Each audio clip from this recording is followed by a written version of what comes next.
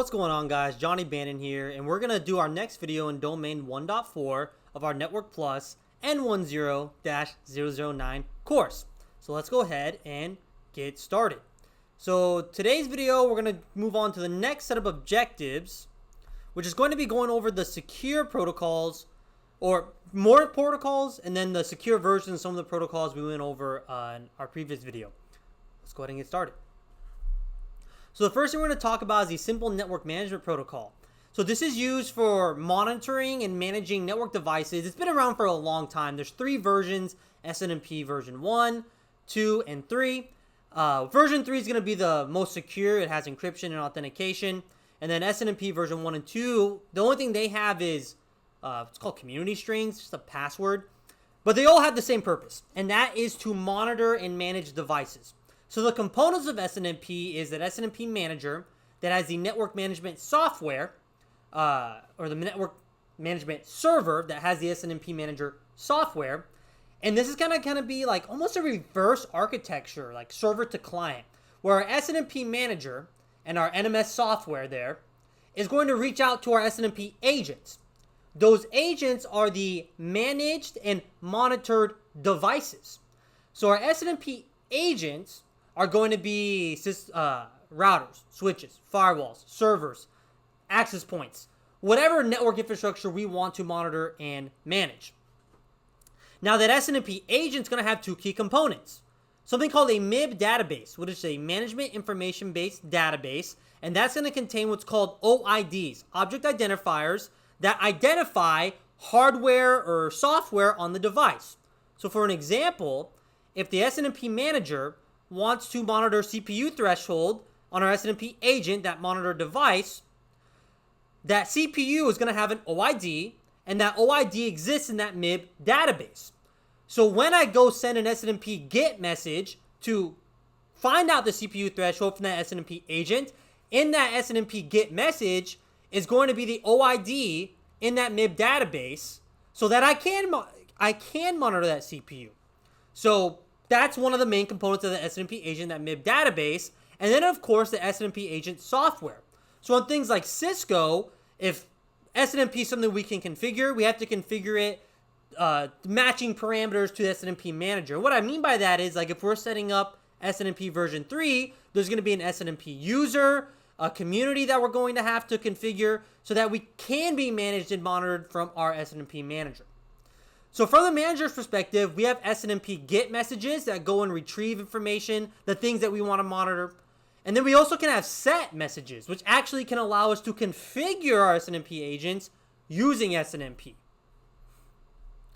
And then here's an example of that MIB database. So like if, for example, we want to manage a Cisco device, the OID would be something like this: 1.3.6.1.4.1.9. If we wanted to manage, according to this OID tree example, something in Cisco, right?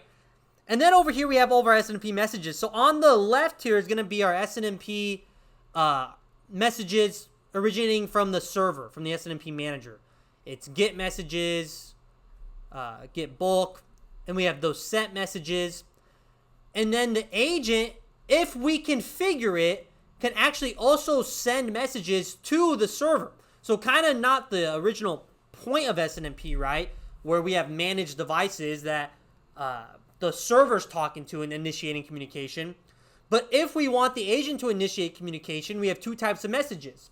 We have the SNMP trap message, which is going to say, hey, I'm going to configure on that agent, hey, if one of your interfaces has a change or your CPU hits a certain threshold, send a message to the NMS. Don't wait for that GET message. Just send it. That trap message, though, doesn't need an acknowledgement. The SNMP inform message originates from that agent, but it requires an acknowledgement from the NMS. Okay, LDAP, the Lightweight Directory Access Protocol. This is an application protocol used for accessing and maintaining distributed directory information. This is Active Directory, guys. When we have an ADUC server, we have Active Directory domain services set up in our enterprise. When we have a computer object that we pre-place in the directory, then we get it online. and it needs to access our enterprise resource, become part of the domain, LDAP is part of that request, okay? Along with things like NTLM and Kerberos. But LDAP is a way to interact with a lightweight directory access database. So, the directory, right? A database. So, the lightweight directory access protocol. It runs on port 389, and inherently it's not secure. LDAPS, guess what? This is the secure version where we actually add on SSL or TLS encryption so that we can encrypt the LDAP payloads. HTTPS. So we kind of, in our last video, if you want to see us do a semi-deep dive in HTTP where we have a Wireshark capture, go ahead and watch that. HTTPS adds encryption. It adds that TLS cipher suite of encryption, which is asymmetric encryption and then symmetric encryption to have that secure data channel, right? That's TLS. The secure versions are TLS 1.2, 1.3, and there's many different types of cipher suites we can apply to our TLS sessions, but this is Net Plus, not our CAST course. We don't need a deep dive. But HTTPS runs on port 443, and it's how we secure the hypertext transfer protocol. SMB, the Service Message Block Protocol. This is something that we use in our Microsoft networks and enterprises for our file shares. So we can go get files and connect to a file share. Inherently, it's very insecure and can be very vulnerable. There's different versions of it. You need to know it runs on port 445, okay? Syslog. So Syslog is a standard protocol used for logging messages on a system. I come from a network background. Network Plus course. Perfect for me, right? But Syslog is on every Cisco switch, firewall, and router that I've worked on where it generates messages that get stored in the RAM, that gets stored, and we can view it, in the CLI. Syslog's messages have 8 levels, 0 through 7, 0 being the most severe, 7 being the least severe. And we can, however, send those Syslog messages. They usually stay local by default, but we can export them. We can export all those Syslog messages to a Syslog server, where then we can index and do log dives from that Syslog server. This runs on port 514.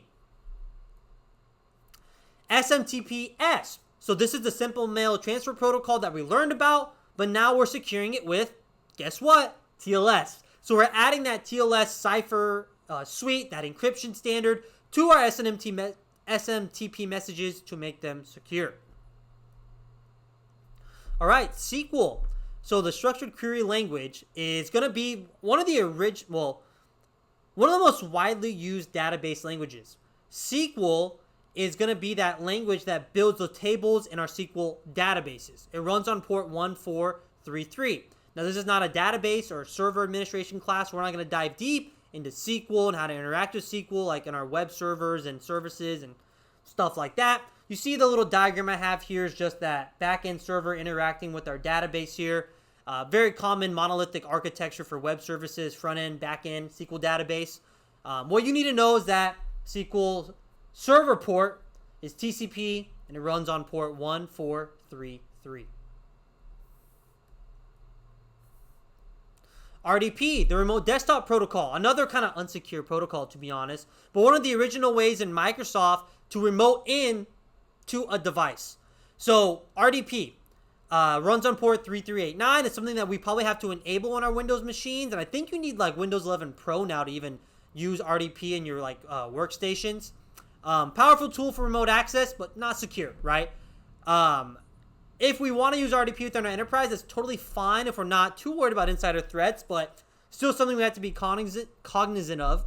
And we want to make sure if we're using RDP, we have strong passwords. Maybe we do it through a VPN, things like that, okay?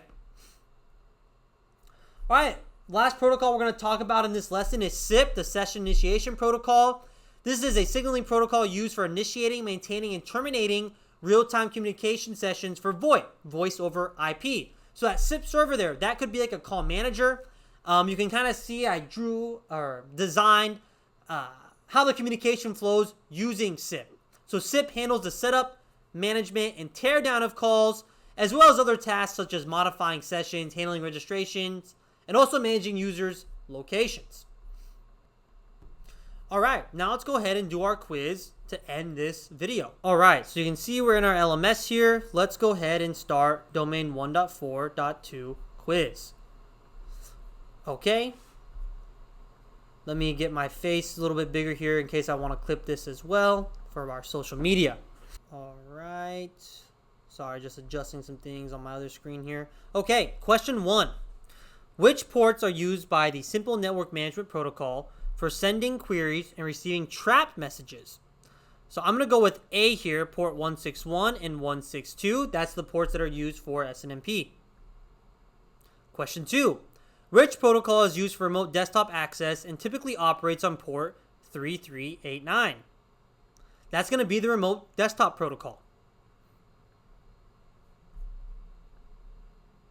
Question 3. Which protocol is used to securely transmit web pages and operates on port 443?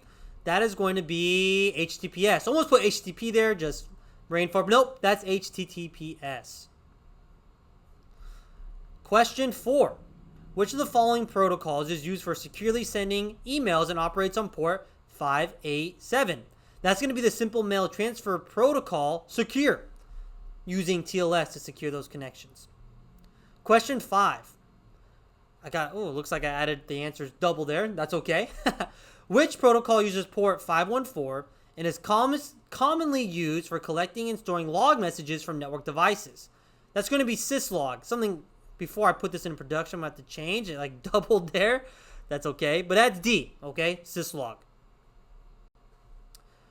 Question 6. The server message block protocol, which allows for file and printer sharing, typically operates on which port? 445. Yeah, I forgot to mention the printer sharing, so I'm glad it did that for us. LDAPS, the secure version of LDAP, Lightweight Directory Access Protocol, operates on which port? That's going to be 636.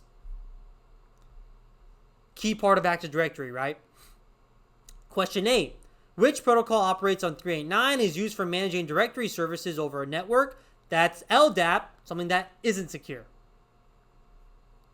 All right, guys. Look at that. Let's see what it says here. 88%, but that's not true because I messed something up in making the questions. That's my bad, but we got 100%, okay? All right. So that's going to be it for domain 1.4.2. I want to thank you all for viewing. Don't forget to like and subscribe, smash that button, turn on that bell, and stay tuned for our next video where we finish up domain 1.4.